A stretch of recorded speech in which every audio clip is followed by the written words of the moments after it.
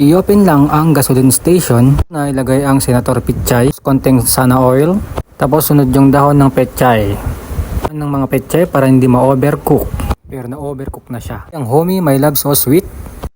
Ang NCR, noodles cooking recado. Itong itlog ni Senyor Pedro. Luin lang ito hanggang mahalo. Charot. At ilagay na ang mangkok sa noodles. Paisip ka bigla dahil baliktad. At binalik ko din ang gulay. Tanga diba? Nag-hi na yung taong ito. Kakain na daw siya ng noodles. Sinubo niya yung sabaw.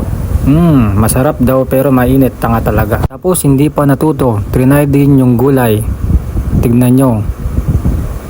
Nainitan na naman. Tanga talaga. Iniisip ng kolokoy na to na solong-solo niya yung pagkain. Pero alam nyo ba kung bakit? Tapos na silang kumain. Dahil nag-isa ka, kumain ka mag-isa. Yun. Masarap, di ba? Okay?